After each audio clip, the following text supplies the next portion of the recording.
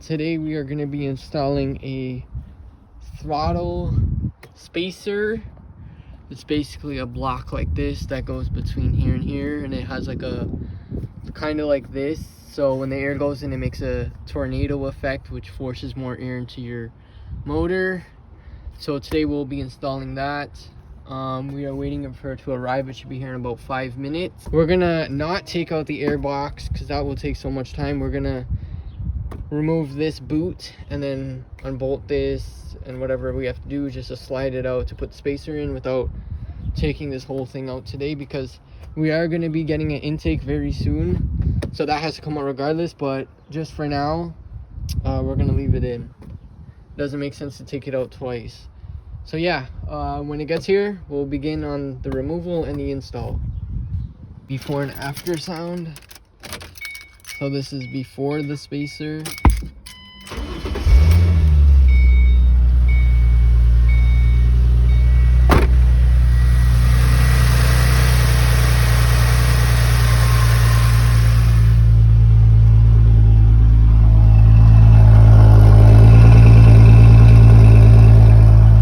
We'll be making a video once it's installed on how it sounds.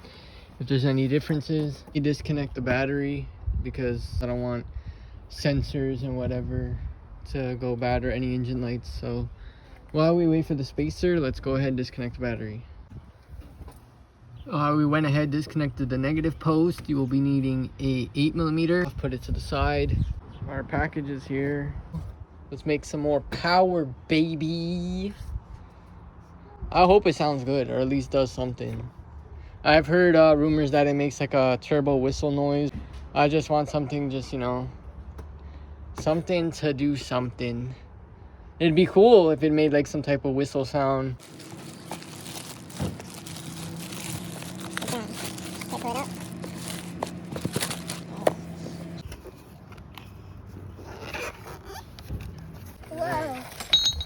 Alright, so we got the spacer.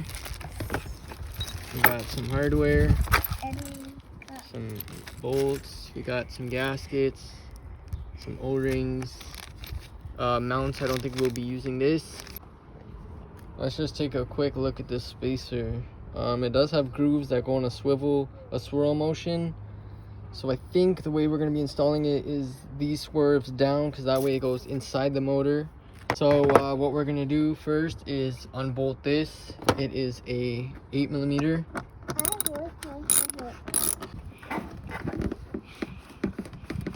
Alright, let's get that boot off.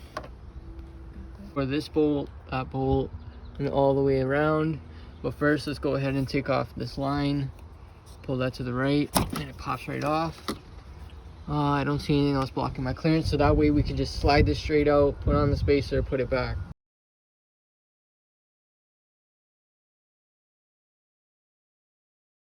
Just go ahead and remove this boot as well, so our job will be a little easier. There we go. There we go. Perfect. We're going to finish up the last bolts.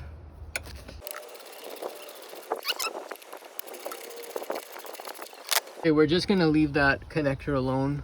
I should be able to get around it.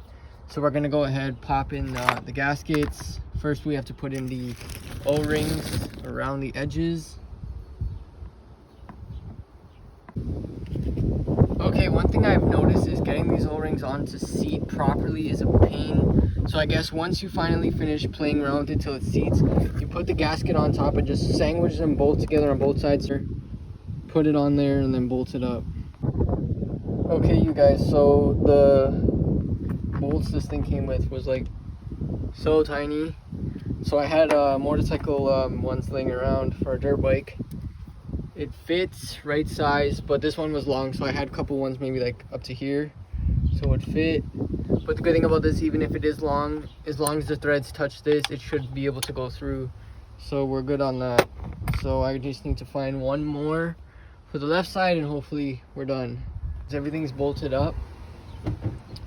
So now we're gonna throw back on the boot, connect it back, connect our line, make sure everything's bundled up. We'll give it a start and see what happens. So all we gotta do now is move this to the right, pop it in.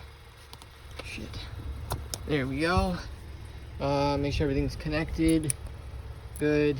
good, nothing's loose. Double check everything, this is on. We tightened down these. Go ahead, start it up.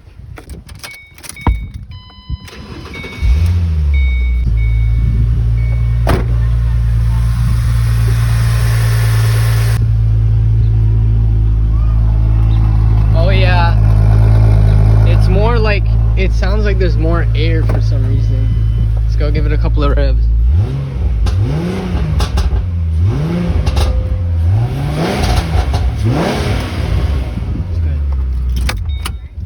So my observation is that it backfired more and it's really good. So yeah guys, please like and subscribe, thank you.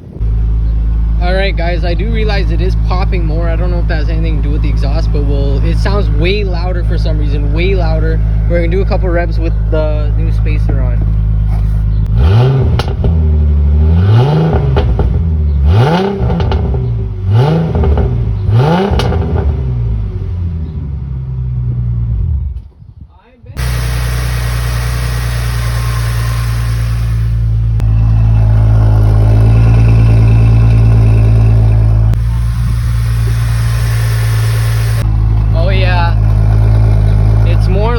It sounds like there's more air.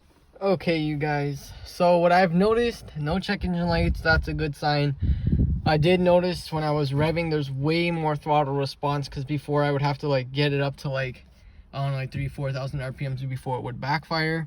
I would say it was around 2,000 RPMs, a little bit of revs. It was like bop bop, and the explosions were way louder. I don't know if that has anything to do with it, but it was very loud. Yeah, so I would say it was an improvement.